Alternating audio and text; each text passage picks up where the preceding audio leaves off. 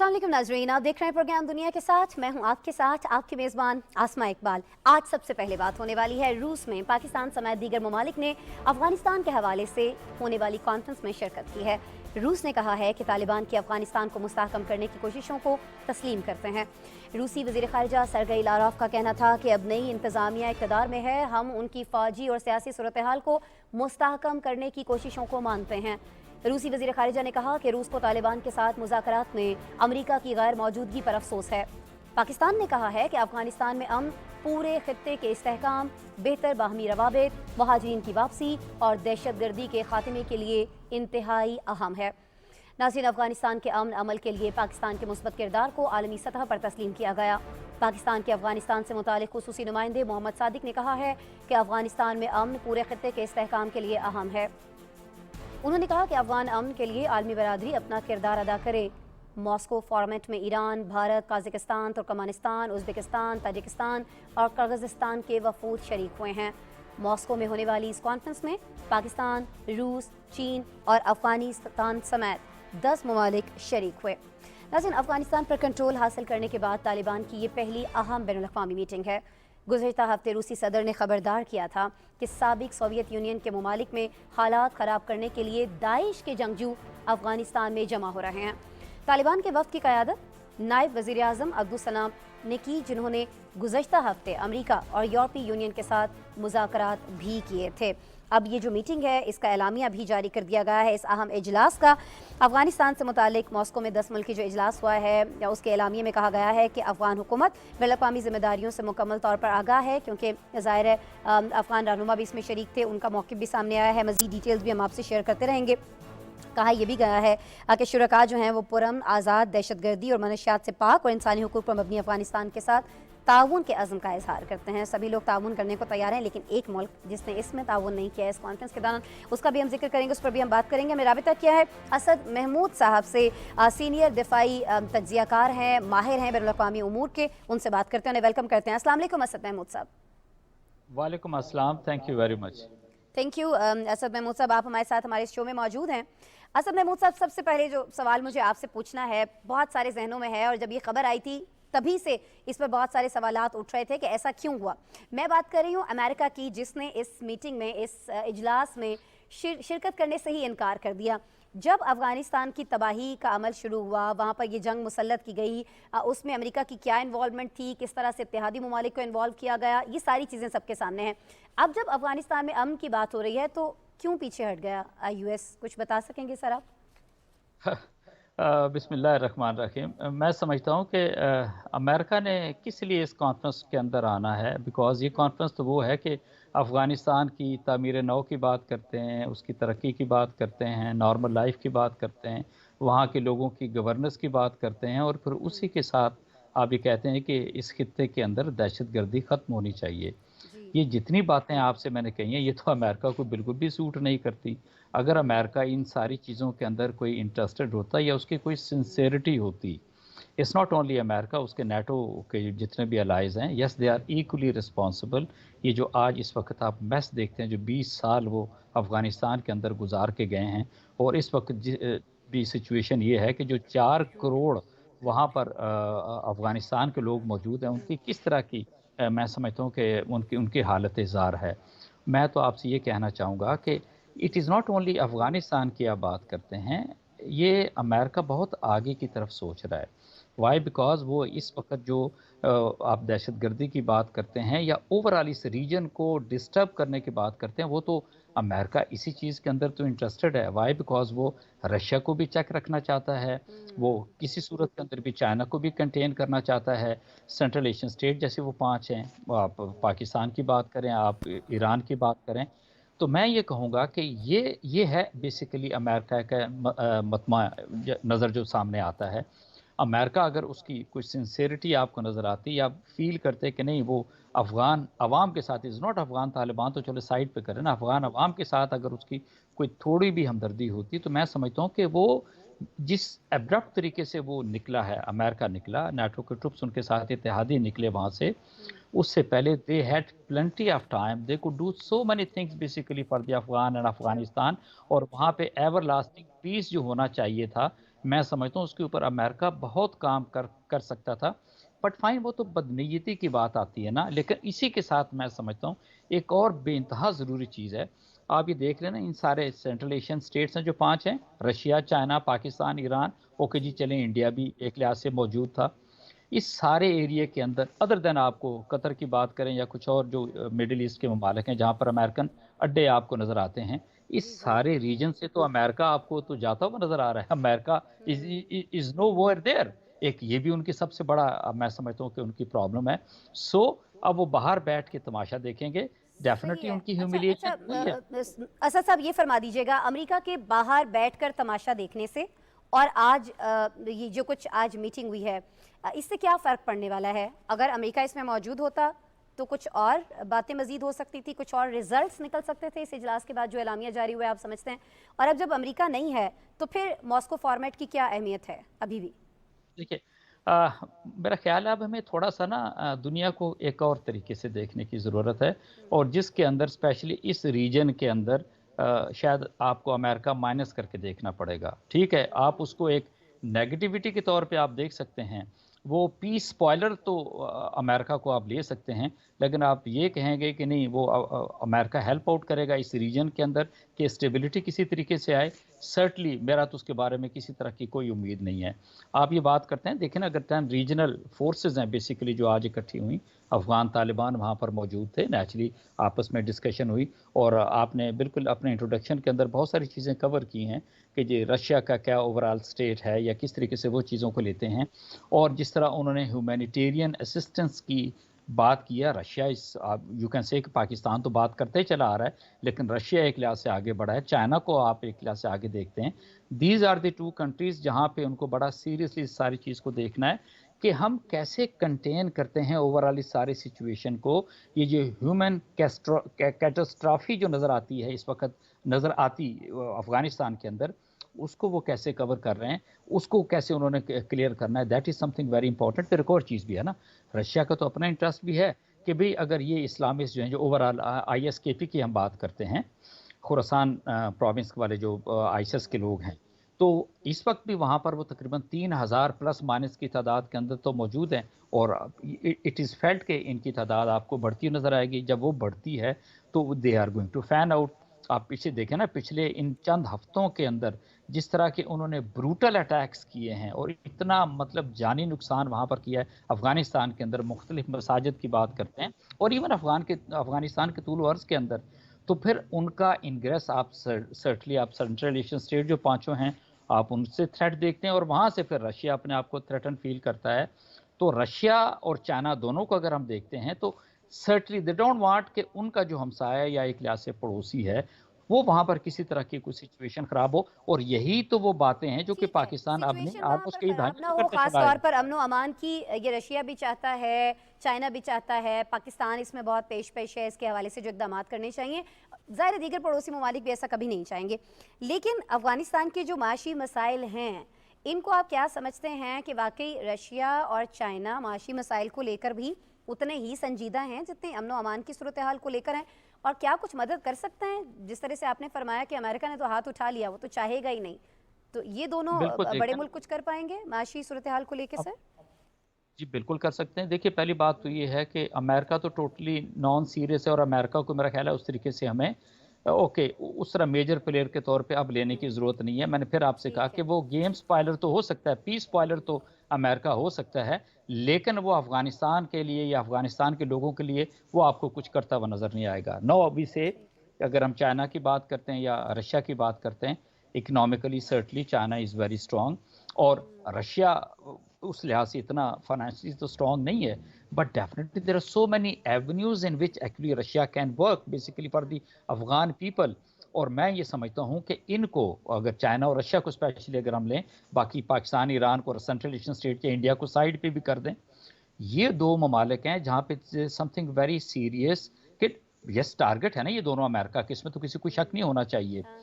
तो उनको अब लिप सर्विस से बढ़ के कि जी वो एक नॉर्मल डिप्लोमेसी होती है, इसको साइड पे करके they have to really focus on Afghanistan और किसी सूरत के अंदर भी अफ़गानिस्तान के अंदर अमन व अमान को ठीक होना चाहिए, वहाँ के लोगों के लिए उनको आगे बढ़ना चाहिए and definitely China is in a much better position कि उनको इकोनॉमिकली एक लिहाज से सस्टेनेबिलिटी दे सके, और to some extent Russia too can do it.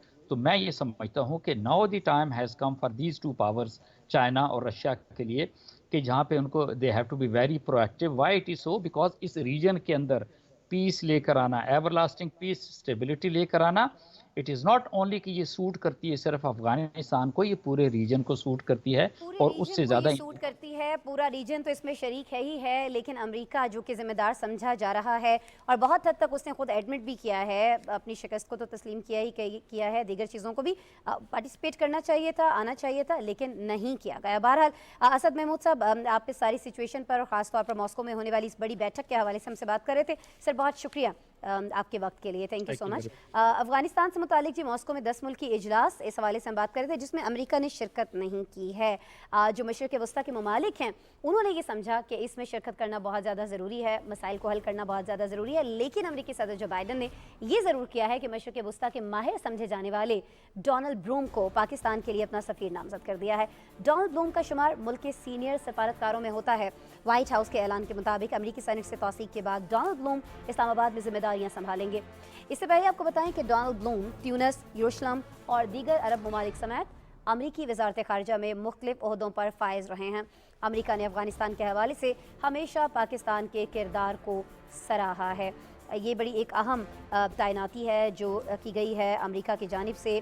अमेरिकी सदर ने इन्हीं का चुनाव क्यों किया है? डोनाल्ड ब्लूम का शुमार मुल्क के सीनियर जो सफारतकार हैं उनमें होता है, और इसका मतलब यही है कि अगर इनका इंतखाब किया गया है तो अमेरिका इस मामले को बहुत ज़्यादा संजीदगी से देख रहा है।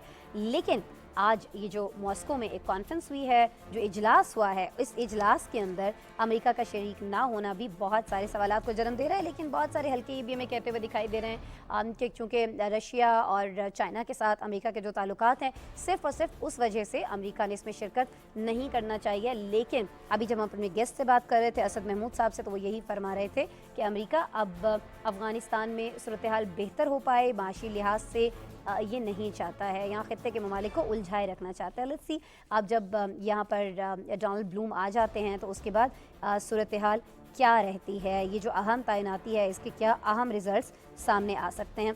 अच्छा, आपको यहाँ ये भी बता दें कि अमेरिका ने कभी इस बात से कोई इनकार नहीं किया है कि पाकिस्तान का अफ़गानिस्तान के अंदर अमन व अमान के क़याम को लेकर कभी कोई किरदार नहीं रहा है। हमेशा ये बात तस्लीम की गई है। हाँ, बहुत सालों पहले हम ये देखा करते थे कि डू मोर का मुतालबा किया जाता था कि और ज़्यादा अहम किरदार अदा करना चाहिए, और ज़्यादा पाकिस्तान को मुतहरिक होना चाहिए। हालाँकि पाकिस्तान बारहा ये कह चुका है कि जी हम अपने 70,000 से ज़्यादा लोगों की तो जानें दे चुके हैं इस जंग के अंदर, जो जंग हमारी थी ही नहीं, कभी भी हमारी नहीं थी। और उसके बाद जो हमारा माली नुकसान हुआ है वो अपनी जगह पर है। अफ़गानिस्तान से भी हमारे ताल्लुकात बहुत हद तक बहुत बार कुछ ना कुछ ख़राब रहे हैं, जिनमें अभी मौजूदा हुकूमत की हम देख रहे हैं, ख़ास तौर पर हमारी वजारत ख़ारिजा की जो कारकर्दगी है उसके बायस बहुत हद तक चीज़ें बेहतर हुई हैं। लेकिन इससे पहले हमने हमेशा यही देखा है कि अफ़गानिस्तान की जानिब से पाकिस्तान पर इल्ज़ामात लगाए जाते रहे। होता ये था कि अफ़गानिस्तान की सरज़मीन जो है वो भारत इस्तेमाल कर रहा हो या दीगर कुछ और ममालिक इस्तेमाल कर रहे हों, ये सारी प्रॉक्सी वॉर जो है इसके लिए अफ़गानिस्तान की सरज़मीन को इस्तेमाल किया जाता था पाकिस्तान के ख़िलाफ़। लेकिन होता क्या था कि इल्ज़ाम सारे का सारा जो है वो पाकिस्तान पर आयद करने की कोशिश की जाती थी। वज़ीर-ए-आज़म इमरान खान ने जब इक़्तिदार संभाला और उसके फ़ौरन बाद इस तरह के इल्ज़ामात का सिलसिला दोबारा से शुरू हुआ अफ़गानिस्तान की जानिब से, तो वज़ीर-ए-आज़म ने यही कहा, इमरान खान ने यही कहा कि देखें आप इल्ज़ामात तो लगा रहे हैं, लेकिन इसके तो आपके पास कोई सबूत भी होने चाहिए, कोई दस्तावेज़ात भी होनी चाहिए, वो आप हमें दें।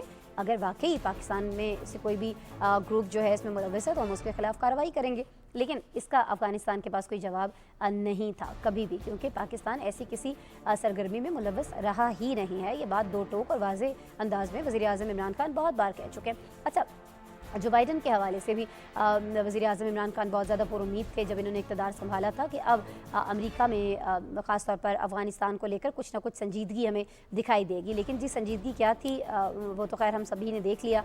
जिस तरह से डोनाल्ड ट्रंप पर बहुत सारे इल्ज़ामात लगा करते थे कि उनकी शख्सियत जो है वो कोई ज़्यादा संजीदा नहीं है, वो कभी भी काबिल भरोसा नहीं है, कोई भी कदम किसी भी वक्त उठा सकते हैं। तो जो कदम उन्होंने उठाया था, जो अनाउंसमेंट उन्होंने की थी कि जी हम अपनी अफवाज इस तारीख तक अफ़गानिस्तान के अंदर से से निकाल लेंगे। उसी पॉलिसी को लेकर चूंकि अमेरिका के हर सदर को चलना होता है, उसमें तब्दीली नहीं की जा सकती है, तो उसी पॉलिसी को लेकर जो बाइडन को भी चलना पड़ा। हाँ, ये ज़रूर है कि बाद में इनके जो जनरल्स हैं उन्होंने खुद ये तस्लीम किया कि जी हमें अफ़गानिस्तान के अंदर शिकस्त हुई है, बदतरीन शिकस्त हुई है, और ये शिकस्त बहुत महंगी भी पड़ी है। शिकस्त तो हमेशा ही महंगी पड़ती है, लेकिन ये शिकस्त जो है ये अरबों खरबों डॉलर्स में पड़ी है अमेरिका को, और इस बात पर अमेरिकी जो अवाम है वो भी बहुत ज़्यादा नाराज़ दिखाई देते हैं, बहुत ज़्यादा हुकूमत को तनकीद का निशाना बनाते हुए दिखाई देते हैं। बाइडन इंतज़ामिया कोशिश कर रही है जी कि आवाम को राम किया जा सके, लेकिन ऐसा होता हुआ अमेरिका के अंदर अभी तक दिखाई नहीं देता है। बहरहाल जी, अभी जब मैं आपसे जिक्र कर रही थी भारत का, जो कि अफ़गानिस्तान की सरज़मीन को पाकिस्तान के ख़िलाफ़ इस्तेमाल करता रहा है, और पाकिस्तान ने अभी भी इन खदशात का इजहार किया है कि अभी भी ऐसे कुछ लोग वहाँ पर, ऐसे कुछ गिरोह वहाँ पर मौजूद हो सकते हैं जो पाकिस्तान के ख़िलाफ़ कार्रवाइयाँ कर सकते हैं। लेकिन जी एक और जगह पर कोशिश की जा रही थी कार्रवाई करने की पाकिस्तान के ख़िलाफ़, लेकिन पाक बहरिया ने भारतीय अज़ाइम को एक बार फिर खाक में मिला दिया है। वैसे पाक बहरिया ने पेशा वाराना सलाहियतों की बदौलत भारतीय आबदोज की पाकिस्तानी समुद्री हदूद में दाखिले की कोशिश एक बार फिर, जी हाँ, एक बार फिर नाकाम बना दी है। ज़मीनी अफवाज हों या समंदरी और फ़ज़ाई हदूद, भारत ने हमेशा मुँह की खाई है। पुलवामा में हज़ीमतनाक शिकस्त के बाद भारत को एक बार फिर रुसवाई का सामना करना पड़ा। पाक बहरिया ने हिंदुस्तानी आबदोज को डिटेक्ट कर लिया। ISPR के मुताबिक मादरे वतन की नीलगू समंदरी हदूद की मुहाफ़िज़ पाक बहरिया ने एक बार फिर पेशावराना महारत और चौकसी का मुजाहरा करते हुए भारतीय आबदोज की पाकिस्तानी समंदरी हदूद में दाखिल होने की कोशिश नाकाम बना दी। और जैसा कि मैंने अभी आपको पहले भी बताया, क्योंकि पहली बार नहीं हुआ है, ये अपनी नौइयत का तीसरा वाक़या है जिसमें PN long range maritime petrol aircraft की मदद से भारतीय बहरी आबदोज का कबल अज़ वक्त पता लगाया गया है। मौजूदा सिक्योरिटी सूरत हाल के पेश नज़र पाक बहरिया समुद्री सरहदों की हिफाजत के लिए सख्त निगरानी करती हुई हमें हमेशा से दिखाई देती है। इसी पे बात करेंगे। हमारे साथ हमारे गेस्ट मौजूद होंगे। कमर चीमा साहब सीनियर एनालिस्ट हैं, हमें वीडियो लिंक पर ज्वाइन कर रहे हैं। वेलकम करते हैं। अस्सलाम वालेकुम कमर चीमा साहब। जी अस्सलाम वालेकुम। कमर साहब बहुत शुक्रिया, थैंक यू सो मच, आप हमें ज्वाइन कर रहे हैं, हमारे शो के लिए वक्त निकाल रहे हैं। सर पहले तो ज़रा हमें ये समझा दीजिएगा कि एक बार नहीं, दो बार नहीं, तीसरी बार ये डिटेक्ट हुई है इस तरह से इनकी जो कार्रवाई है, पाकिस्तान के समुद्री हदूद के अंदर आने की कोशिश करना है, जासूसी की कोशिश करना है। ज़रूरत क्यों पड़ती है ऐसी ओछी हरकतें करने की भारत को बार बार, जबकि वो जानता है कि हमारी अफवाज किस कदर चौकस है, किस कदर चौकन्ना है, और हर दफ़ा उसको मुँह की खानी पड़ती है, फिर बाज क्यों नहीं आ जाता ये? देखिए ये बड़ा इंटरेस्टिंग सवाल है। उसकी वजह ये है कि अगर आप देखें कि 2003 का एक एग्रीमेंट था, सीज फायर एग्रीमेंट, जो भारत और पाकिस्तान का साइन हुआ कि LOC के ऊपर जो है वो डी एस्केलेशन करनी है। अच्छा, जब इंडिया को पता चल गया कि LOC के ऊपर फायरिंग नहीं कर सकते और LOC के ऊपर मामलात जो हैं वो खराब नहीं हो सकते, क्योंकि ये जो बायलैटरल मुआहदा हुआ है उसकी पासदारी नहीं हो पाएगी, एक बात। अब दूसरा ये है कि अब आपको याद होगा जब इन्होंने एक सो कॉल्ड सी सर्जिकल स्ट्राइक की जिसमें अभिनंदन का हमने जहाज गिराया, एक जहाज, दो जहाज गिराए, एक इन्होंने अपने पैनिक में हेलीकॉप्टर गिरा दिया। तो जमीनी मामलात भी ठीक है, हवा में पहले ही इनको जो है वो इनके जहाज गिर चुके थे। अब उन्होंने सोचा एक नई चीज जो है वो एडवेंचरिज्म की जाए और वो नेवी की तरफ वो आ गए। अब उनको पता है कि इंटरनेशनल वाटर्स में अगर आप इस तरह की कोई कार्रवाई करते हैं तो ना तो किसी को पता चलेगा, अगर LOC पे कुछ कार्रवाई होएगी तो लोग जाएंगे, तस्वीरें बनती हैं और वीडियोस बनती हैं, मीडिया पे आता है। इसी तरह अगर हवा में कुछ करेंगे तो वो भी जहाज गिरा देता है पाकिस्तान। तो ये एक ऑप्शन अच्छा है कि आप इस तरह करें कि आप नेवी का इस्तेमाल करें और नेवी को जो है वो इंगेज करें, जो कि मैं समझता हूं कि ये एक बड़ा ओछा कंडा है, दुनिया को वैसे ही पता है। और हमारी नेवी जो है वो जिसको कहते हैं ना कि वो एक रूटीन सर्विलेंस के दौरान इन्होंने इनको देख लिया। सो ये चीज पकड़ी गई जी। अच्छा, ये चीज़ तो पकड़ी गई, लेकिन अब ये जो ओछे हथकंडे हो रहे हैं, आप क्या समझते हैं इसका मुनासिब हल क्या है? क्योंकि बार बार ऐसी हरकत करना तो एक तरह से ये भी है ना कि पाकिस्तान को इश्तियाल दिलाया जाए, पानियों के अंदर खुद पर होने वाले अटैक के बाद जंग छेड़ी जा सके, ये भी तो मकसद हो सकता है ना इनका। देखिए बिल्कुल ठीक है। देखिए एक अक़वाम मुत्तहिदा का एक कन्वेंशन है, लॉ ऑफ सीज उसे कहते हैं। उसमें ये है कि आप जो ये जो एक्सक्लूसिव इकोनॉमिक जोन होता है, जो कि आपके पानियों से 200 नॉटिकल माइल्स तक आप लेके जा सकते हैं, उसमें किसी मुल्क को ये इजाजत नहीं है कि वो हमारी अपनी नेवी को या किसी को लेके आके वहां पे कोई इस तरह की हरकत करे। बेसिक मकसद तो ये है कि जो चाइना पाकिस्तान इकोनॉमिक कॉरिडोर है और जो ग्वादर पोर्ट है, उसको कंट्रोवर्शियल करना है, ताकि वहां पे किस तरह का आपको पता, बलोचिस्तान में भारत पहली दहशतगर्दी करवा रहा है, ग्वादर में भी वाकयात हुए और रिसेंटली में जो वाकयात हुए। तो बेसिकली इनका यह है कि ग्वादर पोर्ट को फेल करना मकसद है, ताकि ये कहा जाए जी कि वहां पे तो इंसर्जेंसी थोड़ा बहुत हल्के फुल्के वो जो है वो कोई दहशतगर्दी के वाकयात हो जाते हैं चीनी इन्वेस्टर को, तो जी यहाँ पे इंटरनेशनल वाटर में एक्सक्लूसिव इकोनॉमिक जोन में भी ना जाएं, क्योंकि और इससे वो होगा कि इंटरनेशनल जो शिप्स हैं उनको भी एक डिस्करेज किया जाए कि वो इन पानियों में या इस तरफ ना आए पाकिस्तान की तरफ। तो ये बेसिकली तो पाकिस्तान की जो फाइनेंशियल स्टेबिलिटी है उस पर हमला करना, पाकिस्तान को इंगेज करना और ये कहना कि भाई ये जो मुल्क है यहाँ पे जो है वो फॉरेन इन्वेस्टर ना आए और ये जो ग्वादर पोर्ट है ये फंक्शनल ना हो सके, और चीन और पाकिस्तान की जो दोस्ती है उसमें एक दरार डालने की कोशिश है कि पाकिस्तान की नेवी को भी कंप्रोमाइज करने की कोशिश है। अब जिस तरह वो समझते हैं कि पाकिस्तान ने 2 सिक्योरिटी डिवीजन रेज की हैं ताकि हम चाइनीज अपने भाइयों को सिक्योरिटी दे सकें, तो शायद ये जो है नेवी का को भी इंगेज करें ताकि पाकिस्तान के लिए जो दफाई अखराजात हैं वो बढ़ें। अच्छा, पाकिस्तान के दिफाई अखराजात बढ़ें, पाकिस्तान ट्रबल में आए, पाकिस्तान को इश्तियाल आए, कुछ ना कुछ ऐसा हो जिससे उनके जो मज़मूम इरादे हैं उनको ठंडक पहुंच पाए। पाकिस्तान ऐसा होने नहीं दे रहा, बल्कि जो भी कार्रवाई उनकी जानिब से की जाती है उसका मुंह तोड़ जवाब दिया जाता है और फिर उसके बाद दुनिया को इसके पाकिस्तान की जानिब से सबूत भी दिए जाते हैं। हमको इस तरह की हरकतें नहीं कर रहे होते कि जी कुछ तैयारा कहीं पे अगर कहीं कौवा शवा मार दिया तो उसके बाद कहा जी कि पाकिस्तानी फ़ौजियों को मार गिरा है, दिस एंड दैट। अच्छा, बहरहाल मुझे ये बता दें कि पाकिस्तान पर तो बड़ी कड़ी नज़र जो है वो भारत ने रखी हुई है, भारत सरकार ने, भारत की अफवाज ने इस तरह की घिनौनी सरगर्मियाँ करने के लिए। जो भारत के अपने अंदर हो रहा है वो भारत को दिखाई नहीं दे रहा है। मोदी सरकार क्या नाबीना हो जाती है उस वक्त जब किसान एहतजाज करते हैं, पूरा ट्रैफिक जैम कर देते हैं, पूरा ट्रेन का जो सिस्टम है उसको बंद कर देते हैं, जिससे 70% जो लोग हैं वो अपनी जॉब्स पर आते जाते हैं। उसके लिए मोदी सरकार बेबस है। देखिए जी, सॉरी, इस मैं बात कहना का तो चाहूंगी हम उसके लिए भी मोदी सरकार बेबस है। भी यूज करना बहुत ज्यादा जरूरी है।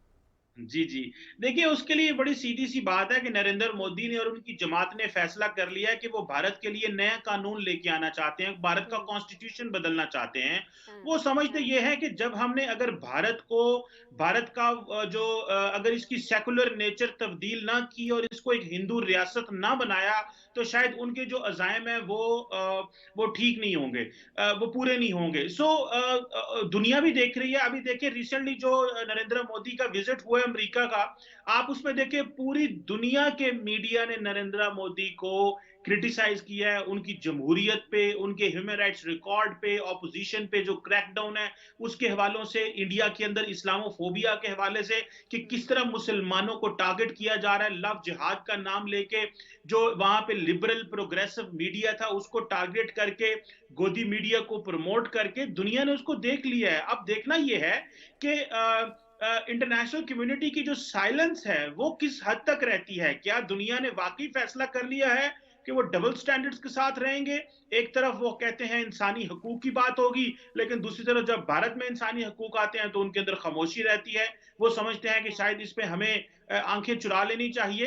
तो इंडिया के अवाम ने जाहिर बात है इस चीज को रोकना है, बाहर से तो कोई उनकी मदद नहीं कर सकता, लेकिन भारत के अंदर एक बहुत बड़ी साइजेबल पॉपुलेशन है जो अपोजिशन जमाते हैं, और जो पर्टिकुलरली भारत के अंदर जो यूथ है, वो यूथ जो कि नरेंद्र मोदी के सोशल मीडिया अच्छा, ट्रोल्स के सामने यानी खड़ी है। चीमा साहब, आप ये समझते हैं कि अब वहाँ के नौजवान हों या वहाँ की सियासी जमातें हों, वहाँ के अवाम हों, अब वो मोदी सरकार की सारी चीज़ें जो हैं ये समझ चुके हैं और इतने सालों से भारत में जो कुछ होता रहा है मुख्तलिफ़ अक़लियतों के साथ, मुख्तलिफ़ शोबों से ताल्लुक़ रखने वाले लोगों के साथ, वो सब ये चीज़ें समझ चुके हैं और अब आप ये देख रहे हैं कि वो वक्त दूर नहीं है जब भारत के अंदर से ही इनकलाब हमें उठता हुआ दिखाई देगा। देखिए, भारत के अंदर से इनकलाब उठे या ना उठे, लेकिन एक चीज का पता है कि भारत की जो साख्त है उसकी सेकुलर नेचर को तब्दील करने का नरेंद्र मोदी ने फैसला कर लिया। आप देखना यह है कि 2019 के इलेक्शन में तो एक बड़ी तादाद ने मोदी जी को वोट दिया। उन्होंने वोट दिया था मोदी जी को इकोनॉमी ठीक करने का। उन्होंने वोट इसलिए नहीं दिया था कि सेकुलर मुल्क को मजहबी हिंदू इंतहा पसंद में कन्वर्ट करना है। तो ये तो भारत की आवाम के आगे सवाल है, और मैं समझता हूं कि इस वक्त भारत का मेन स्ट्रीम मीडिया कोलैप्स कर चुका है। इस वक्त अगर कोई मीडिया वहां पे मौजूद है वो तो सिर्फ वो ऑनलाइन मीडिया है और वो यूथ है। वो यूथ जो एक प्रोग्रेसिव इंडिया का जिससे गांधी जी ने वादा किया, और अभी जो रिसेंटली नरेंद्र मोदी अमेरिका गए तो वहां पे भी बाइडेन साहब ने कहा, और उन्होंने कहा कि हम गांधी के जो इंडिया है उसकी सपोर्ट करते हैं। तो अपोजिशन ने कहा कि बिल्कुल ठीक है, ये आरएसएस का इंडिया है, लेकिन आप तो गांधी के इंडिया को सपोर्ट करते रहे। दुनिया ने गांधी का इंडिया देखा। मजे की बात है, नरेंद्र मोदी जब दुनिया में जाते हैं तो गांधी को बेचते हैं, घर आते हैं तो गोलवारकर, सरवारकर और आरएसएस के जो गुंडे हैं उनका नाम लेते हैं, जो समझते ठीक हैं है, करते कि वो ऐसा ही रहे हैं। लेकिन मजे की बात ये भी है ना कमर चीमा कि ये सारी बातें अब किसी से ढकी छुपी नहीं है और एक्सपोज कौन कर रहा है, जैसे कि आपने भी बताया उनकी अपनी यूथ कर रही है, उनका अपना जो नौजवान है, जो यंगस्टर है वो खुद कर रहा है, क्योंकि अब वो लोग जो हैं वो ज़्यादा देर गफलत में नहीं रहना चाहते हैं, एफर्ट्स कर रहे हैं, चीज़ें जान रहे हैं और उसको स्प्रेड भी कर रहे हैं, दुनिया तक भी पहुंचा रहे हैं। बहरहाल कमर चीमा साहब, आप सीनियर एनालिस्ट हैं, हमारे साथ मौजूद थे, अपना वक्त निकाल रहे थे, अपना तज्जिया शेयर कर रहे थे, बहुत शुक्रिया सर आपके वक्त के लिए। और जी प्रोग्राम में आगे बढ़ेंगे, अब हम कुछ बात करेंगे T20 वर्ल्ड कप के हवाले से।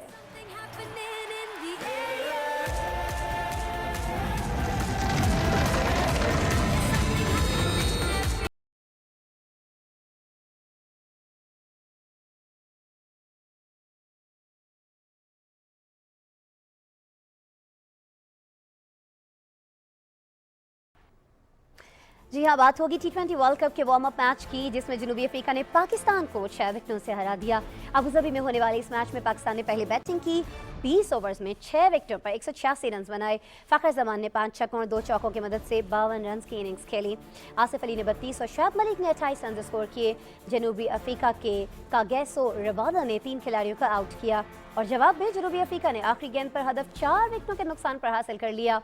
वेंडुडसन ने सेंचुरी स्कोर की और 101 रन पर नॉट आउट रहे। उन्होंने 4 छक्के और 10 चौके लगाए।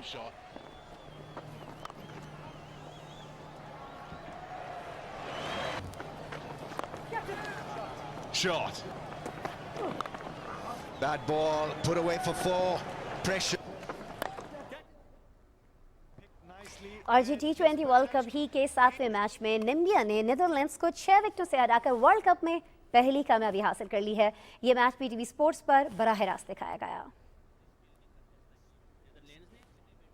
मुकर्रर 20 ओवर्स में 4 विकेटों पर 164 रन बनाए। मैक्स ओडार्ड ने इवेंट में लगातार दूसरी नस्ब सेंचुरी स्कोर की। उन्होंने 56 गेंदों पर 1 छक्के और 6 चौकों की मदद से 70 रन की इनिंग्स खेली।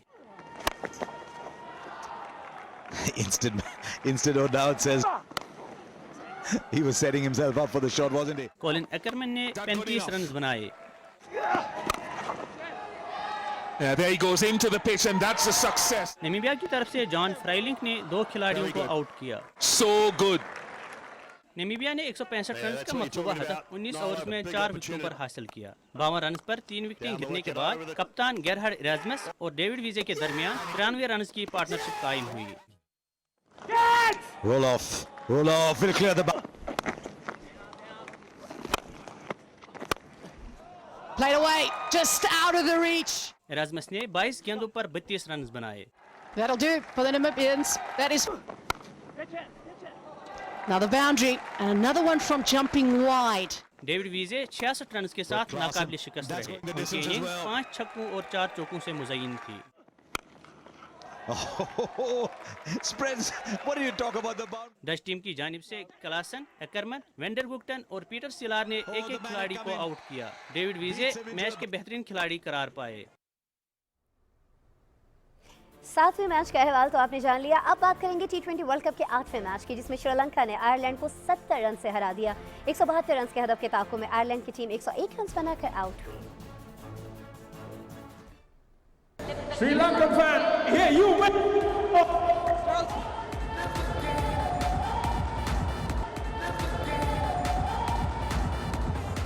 अबूधाबी में होने वाले मैच में आयरलैंड ने टॉस जीतकर फील्डिंग को तरजीह दी। श्रीलंका ने 20 ओवर्स में 7 विकेटों पर 171 रन बनाए। 8 रन पर 3 विकेटें गिरने के बाद वनिंदु हसारंगा ने 71 और पाथम निसांका ने 61 रन की इनिंग्स खेली। दोनों ने चौथी विकेट की शराकत में 123 रन का इजाफा करके श्रीलंका का स्कोर 171 रन तक पहुँचाया।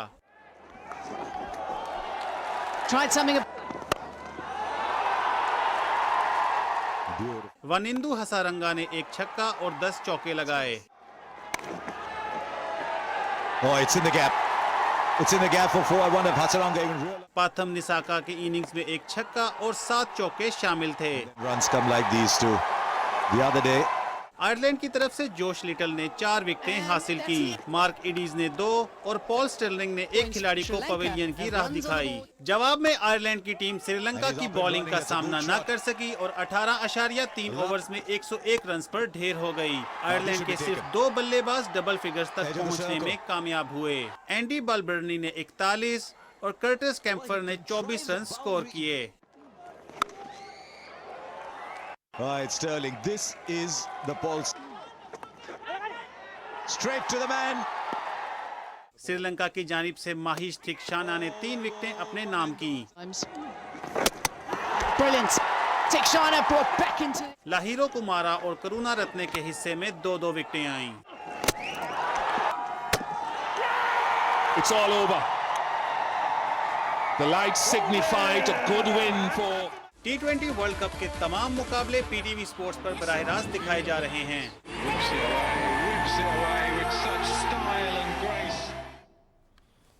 जी हाँ, T20 वर्ल्ड कप के ये तमाम मुकाबले पीटीवी स्पोर्ट्स पर बराह रास्त दिखाए जा रहे हैं। इन मुकाबलों के हवाले से हमारे शो में भी हम आपको अपडेट करते रहेंगे। अभी हम चलेंगे अफ्रीका, जहाँ के मुल्क ब्रूंडी में कोरोना को कंट्रोल करने के लिए वैक्सीनेशन के अमल को शुरू कर दिया गया है। यहाँ कई दूसरे अफ्रीकी ममालिक के बाद लोगों को वैक्सीन देने का सिलसिले की इब्तिदा की गई है। इतनी ताख़ीर क्यों हुई है, अभी ये वैक्सीनेशन का अमल क्यों शुरू हुआ है, इस पर हमारे पास एक पैकेज है, आपको दिखाएंगे।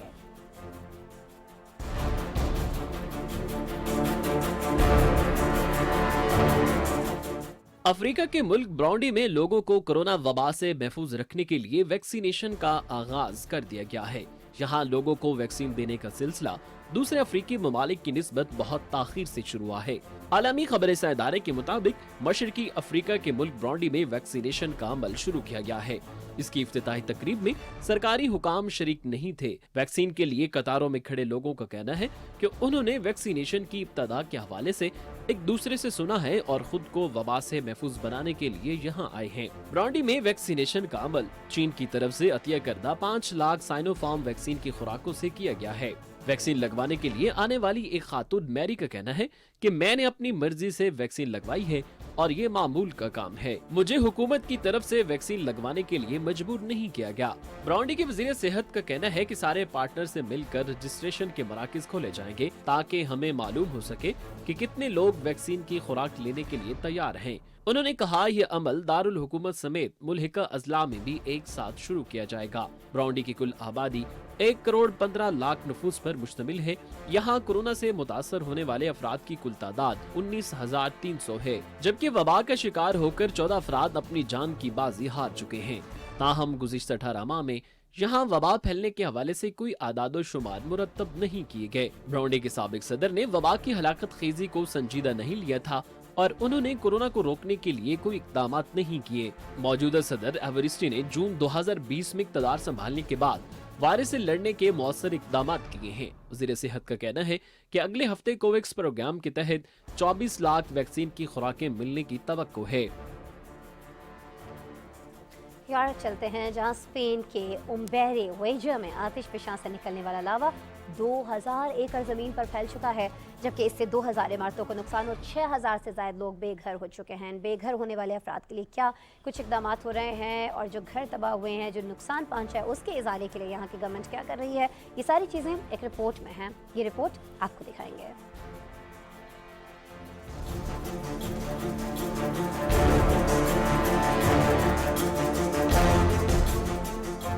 स्पेन के आग उगलते आतिशफशां कंबरी वीजा से निकलने वाले लावे ने 2000 एकड़ पर हर चीज को खाकस्तर कर दिया है। लावे के बहाव से 2000 मकानात तबाह हो गए हैं और 6000 से ज्यादा अफराद अपने घर छोड़ने पर मजबूर हुए हैं। आलमी खबरसां इदारे के मुताबिक यहाँ आतिशफशां से आग जैसे लावे निकलने का अमल गुज़िश्ता महीने की 19 तारीख से शुरू हुआ है और गुज़िश्ता एक माह के दौरान लावे ने 2000 एकड़ पर खड़े मकानात और बागात समेत हर चीज को जलाकर भस्म कर दिया है। स्पेन का जजीरा लापामा गुज़िश्ता एक महीने से आतिशफशां से बहते लावे की लपेट में है, जिससे यहाँ 2000 मकानात जल गए हैं और इनके मकीन बेघर हो चुके हैं। लापामा के जजीरे के रहायशियों ने गुज़िश्ता रोज लावे के बहाव को रोकने के लिए दुआया तकरीब का इनाकाद किया है। आतिश फिसां से होने वाले मुतासिरीन ने अल्पासो में दुआया तकरीब में विर्जिन डेल पेनो का मुजस्मा लेकर आतिश फिशां के सामने इस तबाही से महफूज रहने की और इसके बहाव को रोकने के लिए दुआएं की हैं। जजीरे के रहायशी लोगों ने चर्च में जाकर इस मुसीबत से बचने के लिए यीशु मसीह से दुआएं की हैं। अल्पासो के पादरी का कहना है कि हमने दुआ की है कि ये मुसीबत टल जाए और यीशु मसीह हमें हिम्मत और हौसला दे कि हम इस मुश्किल के वक्त को गुजार सके। उन्होंने कहा, हम अपने खुदा से यीशु मसीह के तवस्सुत से अपनी हिफाजत के लिए दुआगो हैं। हम अपने रब से बच्चों की तरह दुआ करते हैं और हमें उम्मीद है कि वो हमें इस मुसीबत से महफूज रखेगा और हमारी दुआएं रद्द नहीं करेगा। माहिरीन का कहना है कि लावे का बहाव अब रुकेगा और इस हवाले से वो कुछ नहीं बता सकते। लावे का बहाव कब रुकेगा नहीं बताया जा सकता, इससे मजीद नुकसान होने का भी खर्चा है। जो भी अपडेट्स आएंगी हमारे पास यकीनन हम आपको उनसे आगाह कर रहे होंगे। अभी हमें आपको ऑस्ट्रेलिया लेकर चलना है। हम यहाँ पाकिस्तान में ये समझ रहे होते हैं कि ट्रेन के हादसा सिर्फ हमारे जैसे ममालिक में होते हैं, लेकिन ऑस्ट्रेलिया जिसने इस मैदान में बहुत ज़्यादा तरक्की की है, वहाँ के बड़े शहर सिडनी के करीब एक ट्रेन ट्रैक पर खड़ी गाड़ी से टकराने के बाद पटरी से उतर गई। इसके नतीजे में ट्रेन का ड्राइवर और दूसरे मुसाफिर जख्मी हुए हैं। कोई जानी नुकसान नहीं हुआ है।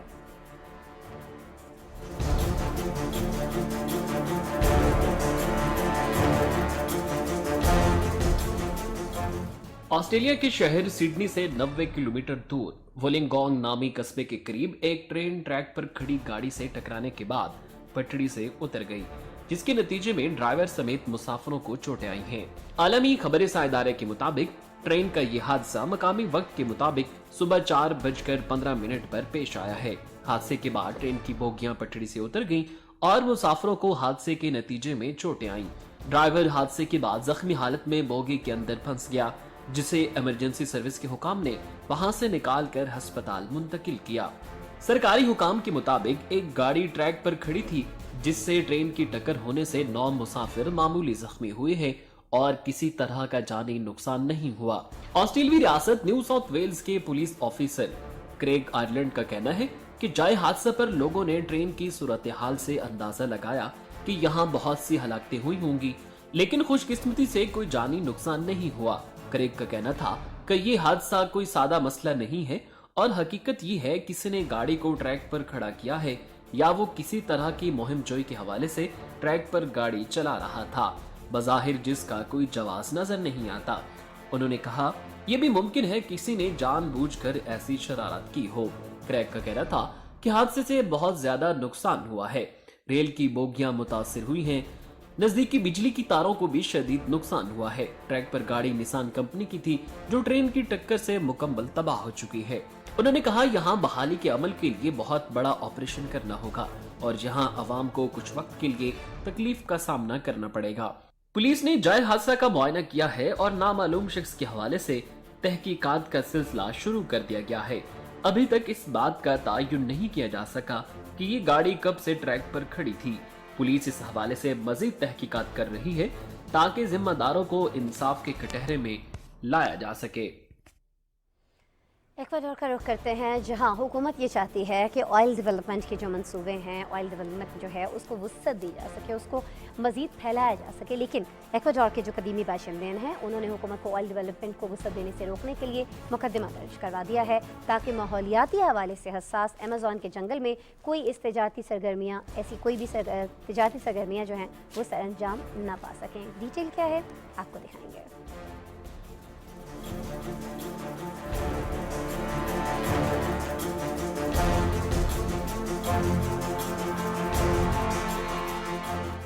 इक्वाडोर के मकामी कादीमी बाशिंदों ने अमेज़न के जंगल में तेल की तलाश और इस हवाले से होने वाली सरगर्मियों को रोकने के लिए हुकूमत के खिलाफ मुल्क की सबसे बड़ी अदालत में मुकदमा पेश करती हुए इस्तदा की है कि हुकूमत के ऐसे इक़दाम को रोका जाए और ऐसे किसी भी तरह के अहकामात को मनसूख किया जाए।